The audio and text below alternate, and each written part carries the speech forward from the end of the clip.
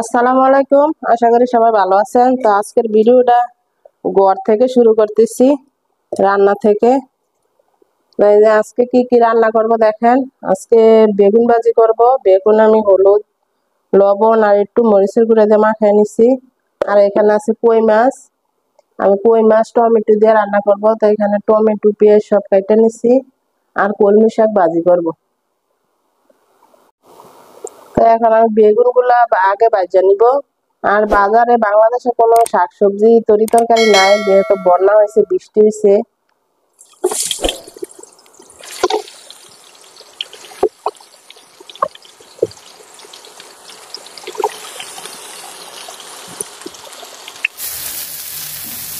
বেগুন ভাজি দেখেন আমার হয়ে গেছে। আমি বেগুন ভাজি গুলা তুলে নিব, আরো আছে ওইগুলো ভাজা নিব।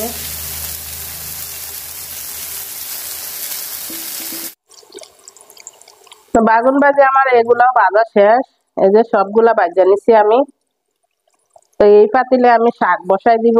আগে কলমি শাক ভাজি করে নিব।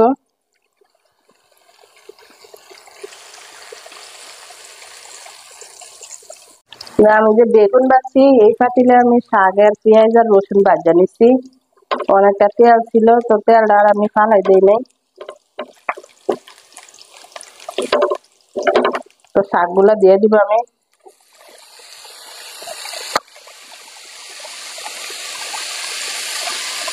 আর শাকগুলা আগে তো সিদ্ধ করে নিই নাই, কারণ নরম নরম ছিল আগার শাকগুলা আমি নিচ্ছি। আর গোড়াগুলা রাখা দিচ্ছি আমার বাড়িতে লাগাবো, এই জন্য। কলমি শাক, কলমি শাক কিন্তু লাগাইলেই হয়।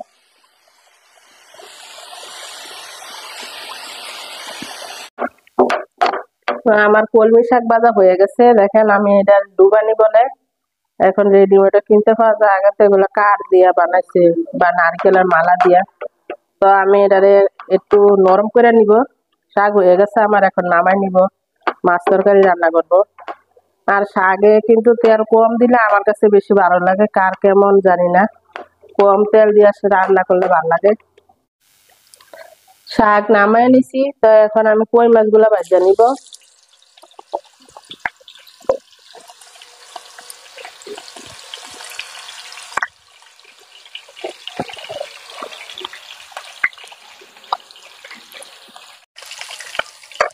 মাছ ভাজা হয়ে গেছে, আমি নামাই নিব। আরো 3 পিস আছে, ওগুলা ভাজা নিব কড়া করে।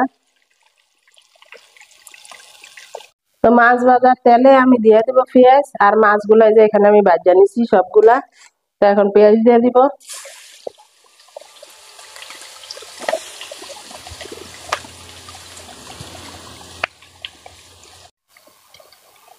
পেঁয়াজটা আমি ভাজা নিছি। এখন আদা বাটা রসুন বাটা দিয়ে দিব, এই যে রসুন বাটা। আর অল্প একটু আদা বাটা দিব।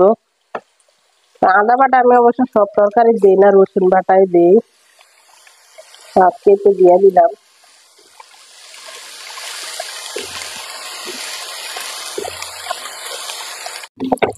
তো হলুদ গুঁড়া, মরিচ গুঁড়া আর লবণও দিয়ে দিছি। লবণ,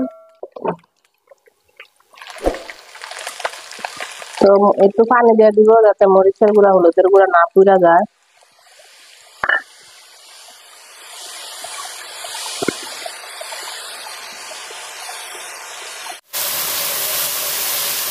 মশলা আমার কষানো শেষ, এখন টমেটো গুলা দিয়ে দিব।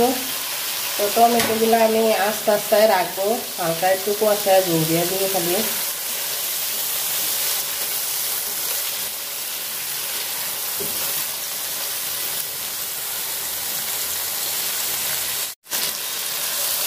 টমেটোটা দেখেন আমি সুন্দর করে কষায় নিচ্ছি।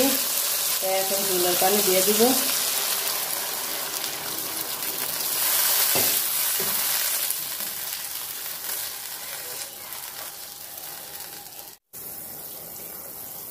মাছগুলা দিয়ে দিব। ঝোল আমার বলক এসে গেছে।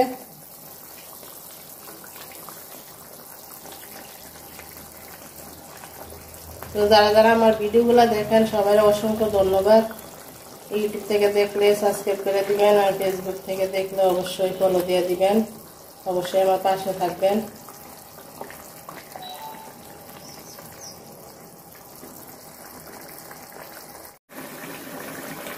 বাড়িতে যেয়ে দেখেন কতগুলো বরস পাতা নিয়েছে, তো এগুলো এখন কাটতে তরকারি দিয়ে দিব।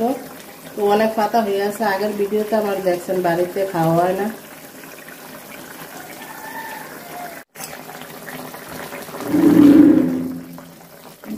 তরকারি আমার হয়ে গেছে। এখন এই যে বরস পাতাগুলো যে কাটতে রাখছি এগুলো দিয়ে নামাই দিব আমি। আর ধনি জিরার গুঁড়ো আর দিলাম না, বরস পাতায় দিলাম। তো নামাই নিবা, আমার তরকারি হয়ে গেছে।